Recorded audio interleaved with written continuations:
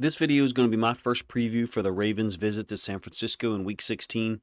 Christmas night showdown. It's a tremendous opportunity for the Ravens defense to prove that they can slow down or even stop one of the best offenses in the league. I would say the top offense if you look at yards per game and how balanced they are, scoring per game, how many weapons they have, how well they block. Part of this film study video will be to show you elements of the game that I think are important. I'll of course miss some elements. I just don't have that much time to be able to cover all particular aspects of the game. Mike Macdonald's defense so far owns wins over some of the better offenses in the league. The Lions, Chargers, Rams, and Jaguars all have scored 34 or more touchdowns in 2023. Top 14 in the league, somewhere around there. So upper 40%. The Ravens, by the way, offense has scored 43 total touchdowns this year. I think that's 6th in the league. By comparison, the Lions have 48. I'm not talking about points per game, just total touchdowns scored. So some of these could be generated by special teams or defense, but it's all related. 49ers are second in total touchdowns at 53 as it stands right now as I record this Friday morning. And then the Dolphins are first at 58, who the Ravens will play next week. In terms of points per game, 49ers offense is third in the NFL at 30.4. The Ravens are fourth, but significantly behind if you think about it from a 14-game perspective. 49ers are at 30.4, behind just the Dolphins and the Cowboys. Ravens are at fourth, but at 27.4. So 3 points per game drop-off in each game, but over the course of 14 games played out, that ends up being a 42-point differential. Brock Purdy leads the league with 29 touchdowns against only 7 interceptions. He also has the most 20-yard pass plays in the NFL, I think at 65. C.J. Stroud is right behind him with 64. Brock Purdy's completing almost 70% of his passes. I think he just dipped just below 70 last week, so now he's at 69.8. 49ers in their 6-game win streak have scored 34.5 points per game. All of those are impressive numbers. Ravens got some too. We'll show you significant film in this film study preview. This is going to be an extended one. I would look for at least 40, 45 minutes. I piece them together and record them and then edit, in one flowing video that hopefully you guys enjoy. The Ravens defense is number 1 in the NFL in terms of points per game allowed, 16.1. I don't really need to go through all of the particulars there. Most people listening are Ravens fans. I'm sure there'll be a substantial amount of 49ers fans as well, so welcome. 49ers defense is right behind them, 16.7 points per game allowed, so wonderful matchup. Third and fourth best scoring offenses in the league, first and second best scoring defenses in the NFL, a sick matchup.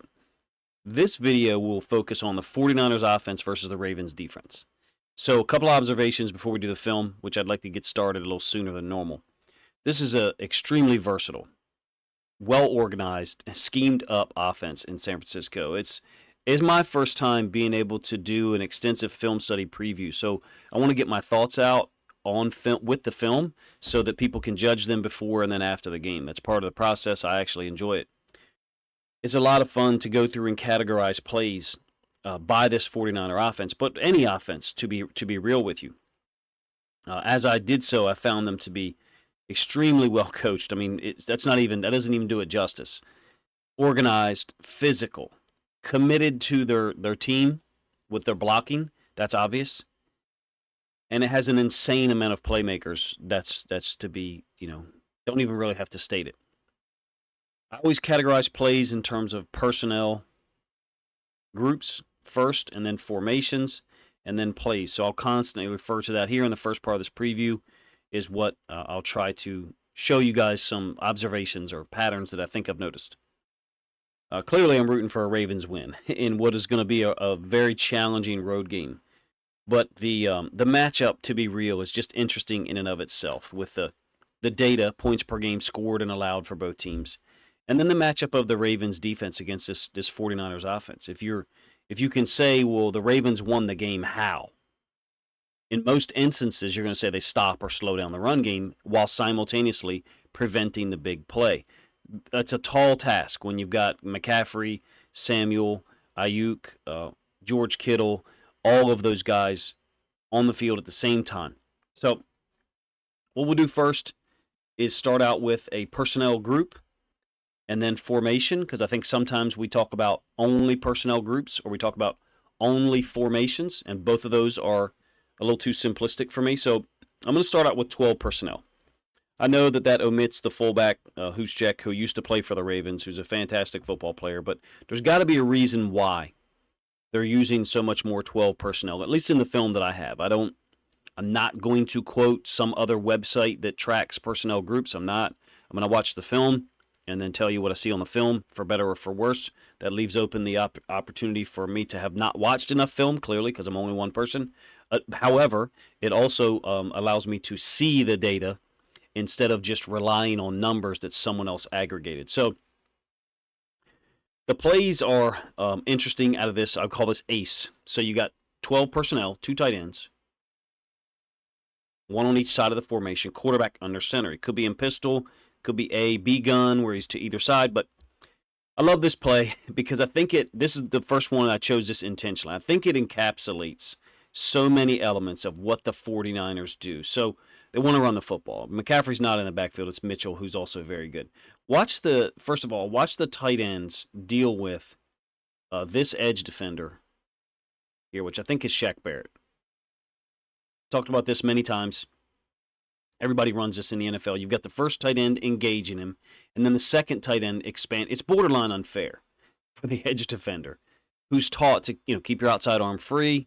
This I think exploits the rules of being an edge defender, being a 9 technique. Keep your outside arm free. Don't give up the edge. Set the line of scrimmage. Reset the line of scrimmage 1 yard in the backfield. And in this case, he's doing those things, or he's attempting to do so. While he's trying to do that, the second tight end comes and kicks him out.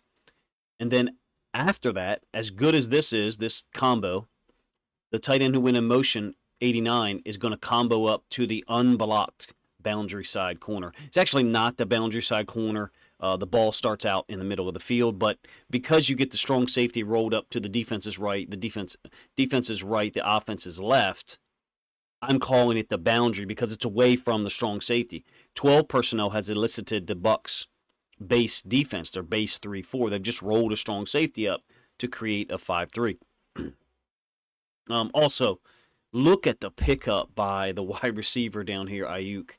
Normally, he would go get the safety and leave the corner unblocked. So he would go get a safety, or if there's no safety that shows, deal with the corner for a moment and keep eyes on the inside for a safety to fill, then go get that safety. And I think you'll see at least one illustration of that during this video.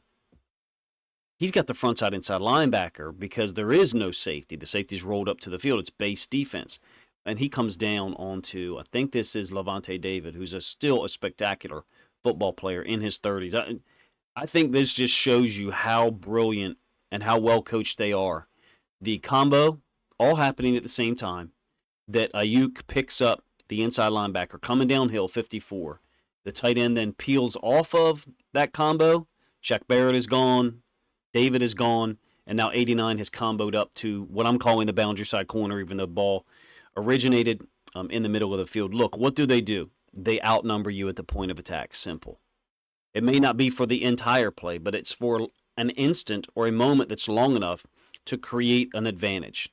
In this case, they have outnumbered, they being the 49ers, the Bucs 6-4 in this area. You can see very clearly the 4 white jerseys.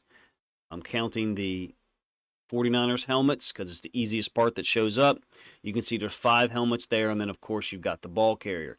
Everybody else is sealed off on the backside because their O-line is just that good. So once they get you sealed off, the combo, the down block or pin by Aiyuk that I detailed already, the numbers advantage is obvious. You shouldn't need me to even explain it to you. They've created that because of the formation. That's why I talk about formation so much. And then the motion by the 1 tight end. It's a brilliant football play. I chose this one to begin the film study. Forgive me if it took too damn long to get through, but I think it's foundational. Not just this formation and play, because they do it out of multiple formations and at least 2 different personnel groups. I mean, they can do all this stuff with 21 personnel as well.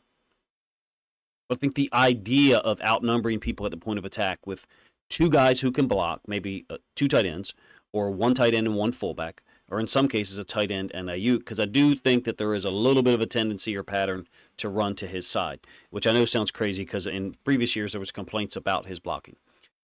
Do they block well? Yes. Do they show incredible effort and enthusiasm? Well, you just saw that play. They got talented guys with the ball in their hands. You're damn right. But that 6-on-4, I think, is telling. You create a situation where you have more people at the point of attack than the defense does, even if it's only for a split second. That 6-on-4 quickly became a 6-on-5 once the corner showed up in the picture. I was able to pause it at a particular time. Hopefully I said this in a way that makes sense. Look, they don't only run the football out of 12 personnel. This is another iteration of it.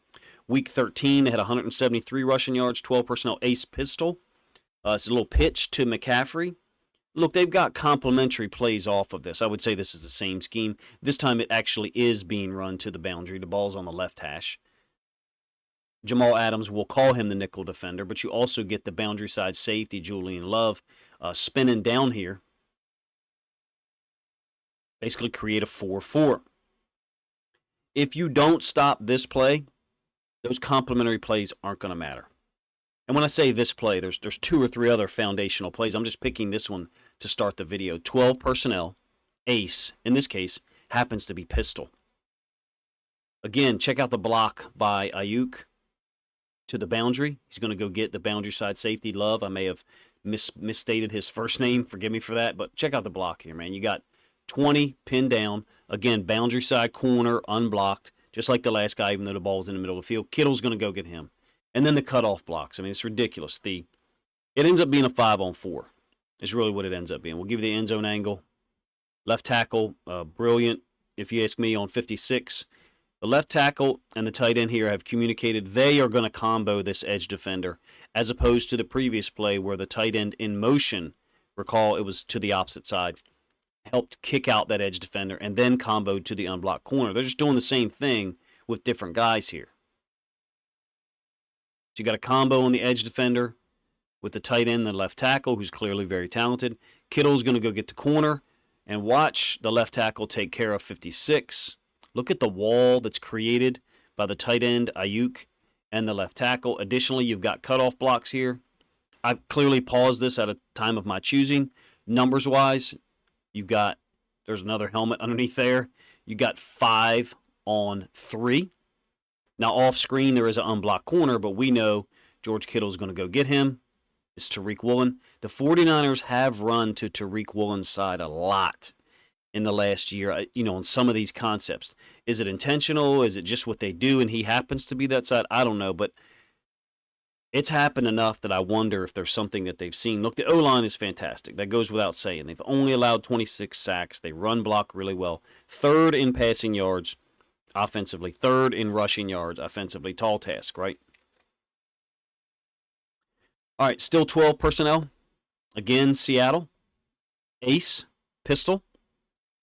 No motion here. It's just going to be outside zone to the left side. The left tackle is going to reach this defensive end. Seems impossible given that wide alignment. Nonetheless, he does. Again, Aiyuk seems to be a possible tell for direction here, but I haven't watched enough film. I mean, that would require me to watch every single snap, and I just can't do that, covering the Ravens and the Lions and trying to do film study videos for Monday, Tuesday, Wednesday. Look how quickly the offensive line gets out to the inside linebackers. Look at these guys getting out here now. So they're not comboing here. They're just working up now, and they're requiring a reach, and a scoop, which I'll show you from the backside. It ends up being 12 yards for McCaffrey. McCaffrey will be good in any offense. He's going to make plays. But in this one, it's borderline unfair again. These guys have got great talent, position talent, and then a really well-coached offensive line. Guys that are willing to block, they're just running off Tariq Woolen here. If you're an inside linebacker and you've got to deal with this type of stuff in your face, you're not going to be able to get anything done. You can't get your job done at the inside linebacker position if guys are free releasing on rundowns all game. So just forewarning you, if this is what Patrick Queen and Roquan Smith are going to have to deal with, this quick after the ball is snapped, this is what's going to happen. There's just no way around it. You've either got to, people say, hold up blockers, whatever you want to call it, or you got to win. Somebody up here's got to win. You can't get, let me pause it here in a moment. You can't get reached, and then scooped, reach, and then here's the scoop on the backside. My apologies. Let me rewind that. So we're talking about here with 68 on this D tackle. Look at the alignments. 99 is far closer to the point of attack. Poor step by him, I think. And then a little bit of a combo up by 55 with the right hand. You can see the same technique by 65. Allows them to reach here, and then scoop on the backside. And the inside linebackers have guys in their face. I mean, you have to change the dynamic, period. If the linebackers are going to get people in their face and you're going to get reached and scooped, you're going to give up 170 yards rushing. This formation seems to be a go-to, if you ask me, around between the 4 and the 8 yard line, somewhere in that area. Whatever the play call sheet looks like for the head coach and whoever's up in the booth with a mirrored sheet, it's got this formation in this area, heavy. There's other plays there, I'm sure. But this formation appears to be one, ace, 12 personnel, that's reliable and one of his favorites in this area. The games that I have studied up, by the way, are Week 5 against Dallas, Week 7 against the Vikings, who really did a real nice job against the run. And don't give me that injury stuff. Brock Purdy played 100% of the snaps, and I think McCaffrey played 97% of the snaps that day. He had 15 carries for 45 yards. I also have film of them against the Jags in Week 10. The Jags stopped nothing. The Bucs in Week 11, who gave up a ton of big plays. Seattle, who seemed to play a nickel alignment pretty much all game and kind of forego stopping the run to limit the pass, which they did. Still lost the game. And then I obviously have the game from last week against Arizona, which I'll show you less film of here. Look, the 49ers are going to find ways to stress your defense. Stopping or slowing down the run game won't be easy, but to me it has to be foundational. But however, the Seahawks did it in reverse. Seahawks kind of eschewed stopping the run in favor of limiting the pass. So there's different ways to try to get it done. From a Ravens perspective, we're familiar with that. Look at how the Cardinals and the Rams tried to defend the Ravens' offense. They basically dropped a lot of people, gave up the run in some sense. But in any case, every time you see ace isn't going to be 12 personnel. Depending on how you watch the game and how many people are in the room with you and how much noise there is, you're not going to hear announcers, nor is the NFL or any broadcast going to tell you down in the bottom right corner, 12 personnel. And they're certainly not going to tell you the formation because, everybody's got different names for the formations. The least they could do is give you some kind of little box on screen, but they want to tell you about gambling and all that shit. So 11 personnel here, ace. There does seem to be more pass plays when they go ace from 11 personnel than there is from 12. Well, that makes sense, right? There's one more receiver on the field. This happens to be a Y-hide concept to the tight end from the other side. It's clearly manned by Tampa Bay, so when this receiver steps down to block, Zion McCollum, fantastic young talent if you ask me, steps down. No one cross-reading the tight end on flow away, and Kittle is totally uncovered in a man situation for 21 yards. As an aside, a lot of big plays against the Bucs in Week 11, at least from a 12 personnel grouping. This is a different formation. This bunch closed. So the bunch is to the bottom side. Closed is tight end, nobody to the top. It's play action. So this is third possession here. The run game's already been established. I do love the dual in routes that they seem to choose to run. So this motion that everybody's using that the Dolphins supposedly patented, seen it before. You got an in route there, and then Ayuk, the second, dig, if you will, gets these guys moving. Look, when they establish the run and they go play action, it breaks your coverage down. There is a larger gap between your second and third level coverages if it's a simple zone. They break your coverages down. This is Ayuk for 19 yards on a play action. You got the safety running down with, I think it's Kittle, and the second in route or dig is going to run onto that open space. It's classic. It's been around for forever. They execute it well. They got great pass protection, and I think Shanahan does a great job of tagging it with run plays from the same formation. So giving you a run look, and then later on giving you that same look, throwing the football at it, or vice versa. A fourth possession from that same game, Week 11, twin wing B after the motion. I have no tendency on this here, on B or A. I have none that I've picked up. Just haven't watched enough film. This is a beautiful pass concept. Look, Purdy either gets to his third read or he's confirming something to one side of the field before he comes back to Aiyuk, which would make him his second read. But he's definitely I think you've got a split field coverage, and I think you can see these guys, making calls. To me, this down to the bottom side, this is, man on everywhere he goes, man release here, man on this release, and then, up here, whatever the call is in their terminology, I don't know, but it's definitely not man in the same manner that the bottom side is. You can see Purdy, eyes in the middle of the field now. I believe he's just checking to make sure or see what happens with Deebo Samuel. Vita Vea is basically depositing the left guard in his lap. But check out the release, because Aiyuk has not even, he's just put his foot in the ground to change directions. I think he's going against Davis. And Purdy has already released the football. There is something to be said for that. Based on the film that I have watched, underestimate him at your own risk. This is 37 yards to Aiyuk, and when I say underestimate him, I mean Purdy. He's smooth, and he looks very smart and prepared. This is not an easy read, if you ask me, from the standpoint of they're giving him a split field coverage. Well, it's not an easy read for laymen like us. Let's put it that way. For Brock Purdy, this seems to be quite easy.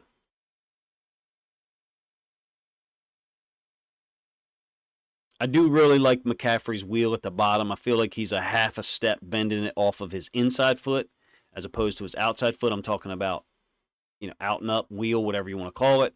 He ends up pushing off a little bit off of the left foot here instead of the right. But I love the route concept, and it's scary as hell to me, if you ask me, because you've got so many playmakers being used. This, I think, encapsulates the pass game and the depth of their talent perfectly. Deebo Samuel threatening across the field. This is not exactly his path, but that's Aiyuk on the in route, which we know is what Brock Purdy chooses to hit. And then McCaffrey is running basically onto the open space that Aiyuk has vacated. I think it's brilliant. I put it on Twitter. It's my favorite pass concept that I've seen them run. I've seen it 3 times. This was the most clean version of it. Same game against the Bucs. 12 personnel empty. This one's less complicated, clearly. It's just a slot fade. It's a 76-yard touchdown to Aiyuk up the left sideline. It's a 1st and 10, by the way. So it's 12 personnel. They're getting your base defense on the field and then going with the pass to attack you. I mean, that's not a complicated thing. Aiyuk does average 18.6 yards per catch. It's a mirrored concept. You do have slot fades to both sides. They're going to threaten your defense. There's got to be an element where when they go 12 personnel and your base defense is on the field, there has to be some kind of check depending on what you're trying to do. The Bucs were clearly trying to get pressure. It didn't work. Brock Purdy went to his matchup to the left as opposed to Samuel on the right. Those are the two guys that are in the slot the most from empty, and the guys that'll cause stress and perhaps consternation in the Ravens in figuring out a way to match up with. That's one of the elements of the Ravens' defense that's been consistent all year is team defense. They do things to help each other out. This wide alignment by Trayvon Walker. Now, he is the, quote, force player. He's got nobody outside of him. Doesn't touch the tight end at all, who comes within God situation for the defense. Same game earlier, though. Second possession. It's a 1st and 10, 22 personnel again. You might recognize this pass concept. It's the same as the completion to Aiyuk against the Bucs for 37 yards. Different personnel group, though. And again, there's no wheel from McCaffrey down here at the bottom side of the screen, but you got basically the same gravity by Kittle that Deebo Samuel had on that play that I showed you. Kittle's going to run through here, and he's going to pull the corner safety combo. Aiyuk's route is slightly different, but it is going to end up getting him back into the middle of the field, or right hash. So the concept is similar, even though there's a slightly different release and route by Aiyuk to get there. Again, no wheel from McCaffrey. You do have the other tight end basically going to sit down in the middle of the field. So just utilizing the personnel. Look, there's a ton of time for Brock Purdy to throw this football. There's a real interesting balance that the Ravens have to try to, a real interesting dynamic the Ravens have to try to balance is get pressure on Brock Purdy without opening themselves up too much. If I know Mike Macdonald at all, I think he's going to get pressure early to try to get Brock Purdy off of his timing, off his rhythm. Let's change gears a little bit here. The Ravens will have their nickel defense on the field when they get 11 personnel. In this case, you can see there's one tight end on the field, one running back, so 11 personnel. It's going to be a reverse for a touchdown to Deebo Samuel. Like I said, the Jags did not do a good job at all defending them in Week 10.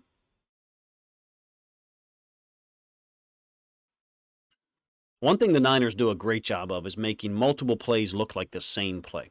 So keep this reverse in mind.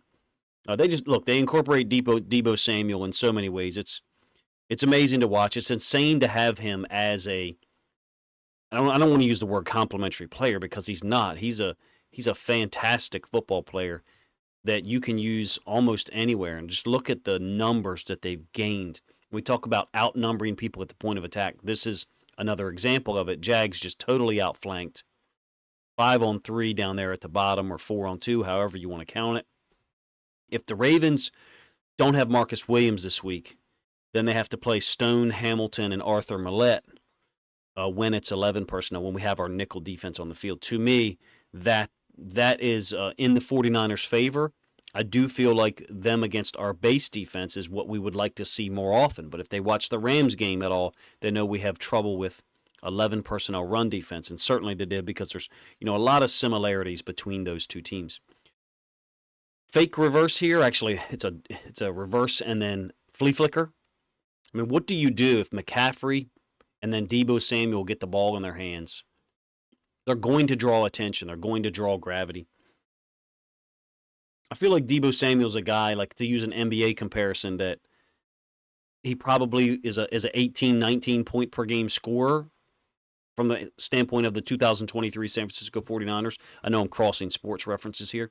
But if a guy like McCaffrey was to go down, he could suddenly, for a month or two, average 26 or 27 because that's what he's capable of. He's just a guy who's tremendously talented and can do everything you want your, quote, best player to do on the court, or football field in this case.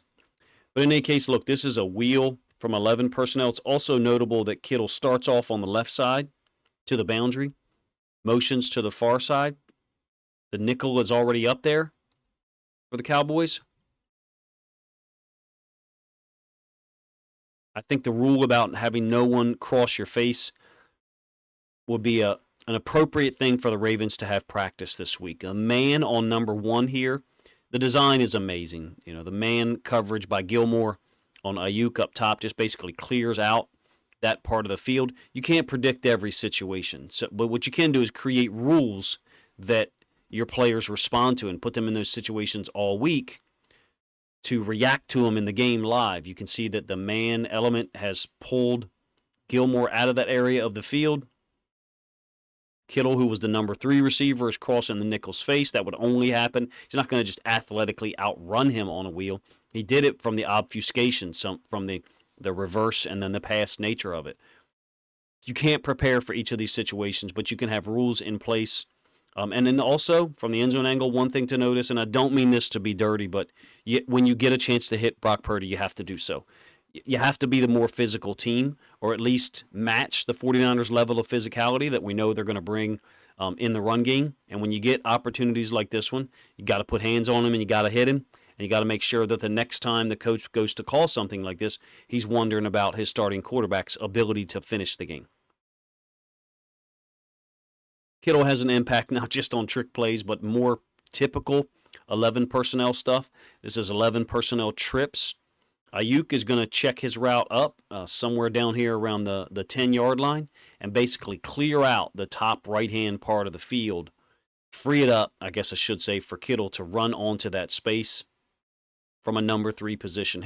Kittle's range and ability to get across the field, like on that wheel route on the flea flicker pass is notable, if you ask me. He's a guy who can get to locations on the field quickly that other tight ends maybe can't do. There's a lot of freak tight ends in the NFL, don't get me wrong, but this guy's, as good as it gets, if you ask me, with the run blocking and his ability to get from one side of the field to the other, make plays in the pass game or in the run game, blocking downfield. The guy that would be an obvious matchup for the Ravens to try to mitigate or negate some of Kittle's impact will be Kyle Hamilton. Depending on Marcus Williams, though, we may need Kyle Hamilton to be as a high safety a larger percentage of the time. When Williams went out last week, that's what Kyle Hamilton ended up doing, playing the too high safety, but occasionally spinning down and being that nickel defender. If he's able to deal with George Kittle man-to-man, he's a guy who physically, with his burst and his range, can actually cover him. Is he going to shut him out, wipe him out totally? I don't know. But Kyle Hamilton's a playmaker who also, when you do throw at him, you risk him potentially picking the ball off. He's a playmaker. He's a guy who has, at this point, established himself as someone that offenses should have awareness of where he is as a potential blitzer, number one, and number two, who he's covering, because his coverage this year has been just simply off the charts. This is against a wide receiver, and I'm going to show you, I think, 2 examples here of him covering against wide receivers that illustrate, from a speed, burst, and size perspective, he would be the matchup against George Kittle that we would like to have more often. But Shanahan and the offensive staff are going to try to game plan or scheme, I should say, situations or favorable matchups for their tight end, because that's what they do. That's what an offensive coordinator does. This is what we might be looking at more on Sunday night or Monday night, is Arthur Millette being on the field with Stone and Hamilton. Now it's actually Marcus Williams on the field to the other side, but his coverage ability and his ability as a blitzer and in the run game, coming downhill to stop the run, is just a really unique thing. That's him covering Jamar Chase on an out route. Now I also want to shift this a little bit into how the Ravens defend things from a pass perspective. Our DBs, our nickel defenders, our safeties know that a whole bunch of double moves are not going to be available to wide receivers. Why? Because they don't get time. And that's where the 49ers offensive line and their matchup against our pass rush becomes critical. If they get more time, then clearly their receivers' routes can be more diverse. Kyle Hamilton is A+ on one-cut routes. And I've said this for the better part of this year, meaning if you're just going to make one cut, you're not going to beat him on that cut. You're going to have to make some kind of double move, if you will, stutter go, sluggo, whatever, some type of route that moves in one direction and then goes in the other. Some change of direction. It doesn't mean he's not good at defending those. It means he's amazing at defending your primary cut, and anything beyond that is a relative weakness. It doesn't mean he's not still a B- or a B on it. He's just not an A+ at that. And I think that applies to our entire DB core from the standpoint of we know in coverage that our defensive line is going to get there because they've been doing so all season. We've got 50 sacks at this point. That matchup or that element of the Ravens pass rush against an excellent top of the food chain offensive line for the 49ers, I think is going to be a big determining factor, obviously in the run game, but in pass coverage as well. The team that I think was able to disrupt the offensive coordinator's flow, their ability to implement play calls in a sequential manner, was the Vikings in Week 7. Now, granted, the left tackle did not play in this game, but McCaffrey did. Brock Purdy did. Those guys are on the field for 97, 98, 100% of the snaps. Really slowed down the run game, despite sometimes where I feel like at least one of the Vikings edge defenders, you'll be able to figure out who it is consistently, is kind of playing out of his gap. One thing you can't do, talked about before, is as an edge defender, be so worried about outside stuff that regardless of what type of key you're getting, you're jumping to the outside. This is an attempted cut to the backside by McCaffrey. The safeties have to get involved. Everybody has to be reading their keys and involved in the run game in order to slow down Christian McCaffrey, let alone stop him completely. I think in this week's game, he had 15 carries for 45 yards, and I believe Mitchell had 1 carry, which I'll show you later. I'll generally focus on the end zone angle. Some of the things that are carrying over here from across plays is guys are winning at the point of attack. Defensive tackles, nose tackles are winning inside. Do the Ravens have the personnel to do that? Well, yes, they do. Madubuike, Pierce, Urban is a fantastic interior run defender. Travis Jones doesn't necessarily always get consistent playing time because he's behind Pierce and Madubuike, kind of in the same situation Madubuike was the previous 2 years. All four of those guys, I would say, are capable of winning their interior matchup at time. The problem with the 49ers and how talented they are is you're going to need to do that 90% of the time in order to keep their offensive coordinator off schedule, off the sequential order of plays that he likes to use and has been doing to great effect in their 6-game win streak.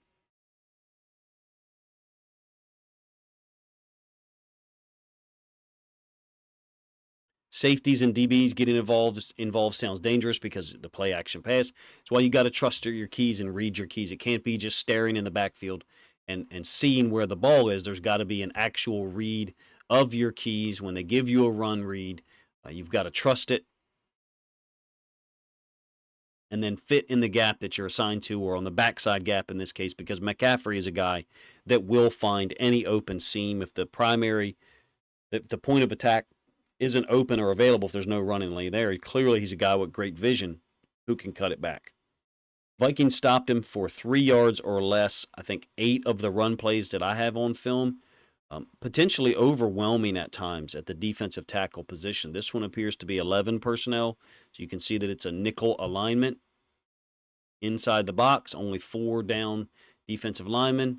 And then nickel defender, safety, Harrison Smith rolled up into the box as that 7th defender. That'd be your Kyle Hamilton or your Arthur Millette.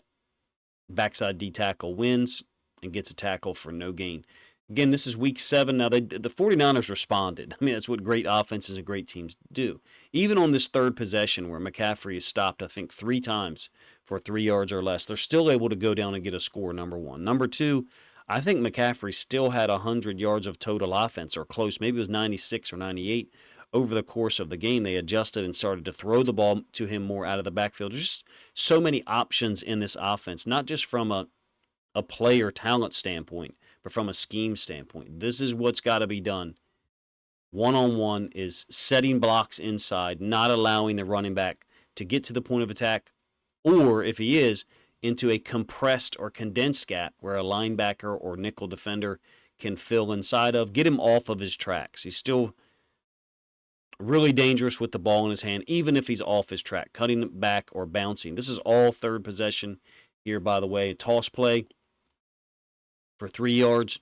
This is the type of play that they've been able to hit for 6, 8, 10 yards, sometimes more. I actually showed you one earlier in the game when you have the fullback on the field and the tight end in what I would call slot I with 2 receivers, 21 personnel. They've been able to overwhelm people's base defense. The Ravens' base defense, I think, is the one that's the most potent, but we see it the least because so many teams spend an inordinate amount of time in 11 personnel, or so many teams that the Ravens faced. The Rams, 100% 11 personnel team against the Ravens, maybe 1 or 2 snaps in 12 personnel. The Bengals, almost all 11 personnel, the Chargers as well. So you're talking about 4 games this year where we've been in nickel almost for 60 minutes of defense. The Niners are going to switch personnel groups between 12, 21, 11. You saw some 22 in the second extended film study that we did. This is Mitchell for a loss of 1 on the play. These are the types of plays that someone on the front is going to have to make to get the offense off track, off schedule, and put them in situations that are to our liking. What are the situations to the Ravens' liking? 2nd and 8, 3rd and 6, where Mike McDonald can dial up his coverage / blitzes to, I don't like to use the word confuse the quarterback, but to give the quarterback pause.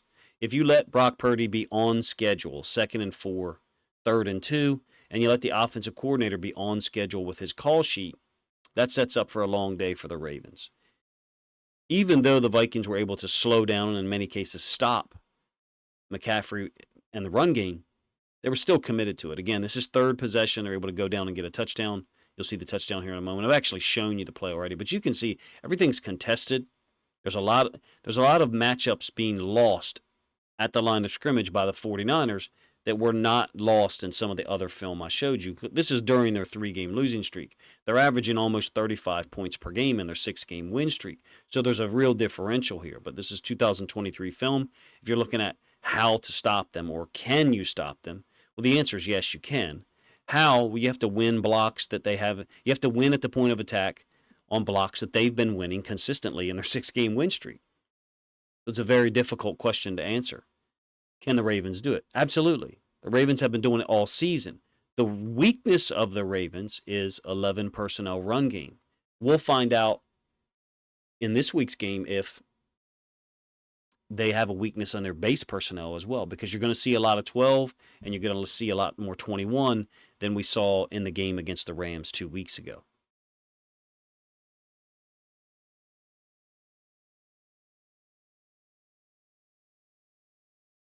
Fifth possession still, you're talking about base defense on the field for the Vikings. I do wonder how much Shanahan and those guys have looked at what the Rams did and are going to try to replicate it in terms of 11 personnel, compressed formations. This is a compressed formation here. You can see 10 of the 49ers guys in the end zone angle film. One receiver is off screen to our left, the 49ers right. Toss to McCaffrey. If you can win at the point of attack, this is basically conceptually, this is very similar to what I talked about earlier. You got one guy, the receiver, engaging the outside linebacker, edge defender, and then a second player, in this case the tight end, is going to try to expand him. However, unfortunately for the 49ers, that edge defender and an interior D tackle both won at the point of attack. But look, the 49ers are going to adjust. They get the ball out to McCaffrey in this game, particularly on the 6th and 8th possession, in space, and let him operate either against mismatches. In this case, it's an outside linebacker, DN, dropping into the flats.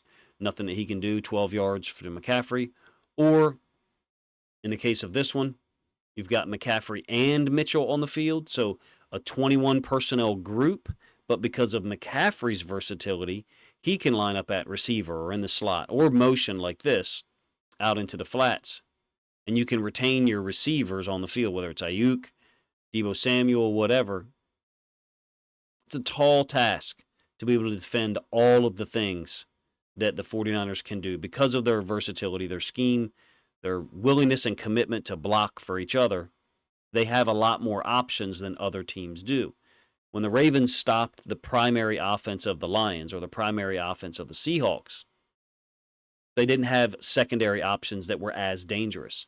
The 49ers do, in terms of weapons, in terms of scheme, in terms of a coach who can make adjustments and have a secondary plan in case the primary one doesn't work. Am I saying that I expect the 49ers to win?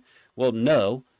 It's a home game, and they're certainly favored by Vegas, which I don't really pay much attention to. But the Ravens at 11-3 haven't been. I don't think they've been the underdog once this year, but I could be wrong in that regard. Perhaps early in the year.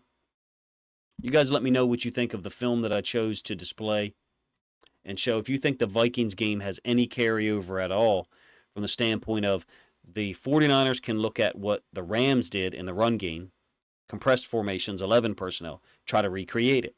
I don't think that's going to be real difficult for them to try to recreate it. Whether the Ravens can stop it this time with more efficiency is another thing altogether.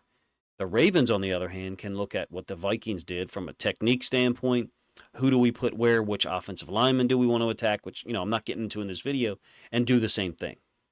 Do you think the Ravens will be able to slow down the run game enough such that Brock Purdy and Shanahan will be put off schedule? I'm not so sure. The inability to stop the run in key games this year, I think, has been telling and frustrating. I railed about it after the win in Arizona, and some people got triggered over it. In the first half, the Cardinals were able to be the more physical team. And lo and behold, last week, the Cardinals, I think, ran for 240 on the 49ers defense. The Colts game at home in week 3, the Rams at home 2 weeks ago, all games, examples, if you ask me, of the Ravens, I don't want to say ignoring the run game, but certainly not making it a priority to stop it as compared to staying in a too-high safety look and presenting the quarterback multiple potential coverages post-snap, whereas a one-high safety look is possibly more limiting and gives the quarterback more pre-snap intel. Mike McDonald's got his hands full in trying to get pressure on the quarterback, stop or slow down the run game, and not give up big plays in the pass game down the field because you've allotted one more player or a half a more player down into the box as a potential run stopper. Not mentioning the Ravens offense versus the 49ers defense, which I'll try to address in perhaps a preview Saturday morning or maybe late Saturday night. Turnovers is a key. That goes without saying. I feel like it's too cliche for me to mention, but nonetheless, I have to. The Ravens have only avoided turnovers from an offensive standpoint in 4 games this year. Chargers, Bengals, both times, by the way, and then their win at Arizona 31-24. When the Ravens don't turn the football over, at least in 2023, they win. And even when we only turn the ball over once, we've won a significant number of games. If the Ravens were able to be +1 in the turnover ratio, I think even though or despite the 49ers having a wonderful offense that's schemed up and organized well, that's very physical and has a lot of playmakers, it increases the Ravens' chances of winning. And I don't really like to say chances of winning because you only play the game once. Games are played in isolation. They're not played 100 times. And some of the analytics models, I think, are flawed deeply. But I digress. If the Ravens were able to be +2 in the turnover margin, I think they've got a fantastic chance to go in there and upset the 49ers because, again, the 49ers are favored. Has the 49ers offense turned the football over much recently? Well, no. They did have 2 turnovers against the Seahawks, which I think limited, their ability to get a huge amount of separation. They did end up winning that game, I think, by 12 or 13 points, 28-16 or 29-16. In their 3-game losing streak in the middle of the season or week 6, 7, and 8, they did have 7 turnovers. The offense was clearly limited, although they did roll up like almost 500 yards of offense in that loss to the Bengals in Week 8. If the Ravens are able to avoid turnovers offensively and then force 1 or 2 turnovers by the 49ers, I think you've got a great chance to win the football game. Whatever percentage that is, feel free to apply it yourself in the comment section. If we're talking about no turnovers either side, the Ravens are going to have to figure out a way to generate some big plays offensively or on special teams and limit the 49ers' big plays. And I think that's a really tall task to ask of any team right now with the way the 49ers are playing. The Rams, 2 weeks ago, were able to generate 410 yards of offense against the Ravens. It would be difficult to sit here and say that the 49ers aren't going to be able to execute things in the same manner. Absent some tactical schematic adjustment by Mike McDonald that slows down the run game. Now, when you do that, you could potentially open yourself up to bigger plays in the pass game. Deebo Samuel, a huge X factor. I mean, Kittle, Ayuk, McCaffrey don't really need to expand much besides the film that I showed you and or the stats that you can look up for yourself. Deebo Samuel is just a true X factor. He's a guy who could only touch the ball 5 times in a game and score 2 touchdowns. His big play ability to break tackles, win as a receiver downfield, and line up in the backfield is truly unique. There's other players like him around the league. I would compare him to Kyle Hamilton from the standpoint of Kyle Hamilton, and I said this in a video that I did earlier this week, a film study on Hamilton. Hamilton's asked to do a number of different things. Let's say it's 8 different things or 6. The thing with Hamilton that sets him apart from so many other safeties, hybrid safety, whatever, in the NFL right now is he's extremely good at all of those 6 things, or he's exceptional, A+ at 5 of them, and maybe the 6th he's a B. Deebo Samuel, I would say, is the same thing on the offensive side. And I'm expanding upon him and describing to you that he's the X factor that I think if he has no impact for whatever reason in this game, then I could see the Ravens leading for most of the game the way they have most of the season, particularly if we're +1 or +2 in the turnover margin. If Deebo Samuel is able to bust 2 or 3 big plays or have a consistent impact, because again, he does so many different things on offense, lines up in the backfield, lines up in the slot, runs reverses, runs routes downfield like a regular receiver, which he is. If he can have impact across all of those dimensions, then the balance of the scales, I think, kind of tip in the 49ers' favor. He, to me, it just seems to be a guy that weighs too much when you put something at the top of a glass, and it will tip it over easily or tip it over quicker. And from a Ravens defensive standpoint, he's a guy that they've always got to be mindful of. I tried to cover some elements of the 49ers offense. Clearly didn't get to all of them. In a standalone video, perhaps Saturday, I'd like to cover the 49ers' favorite or two favorite third down passing concepts, because if Mike McDonald and company are able to slow down the run game, we're going to see those concepts repeatedly. Appreciate you guys' time, whether you're a Ravens or 49ers fan. Let me know what you think of the video preview in the comment section.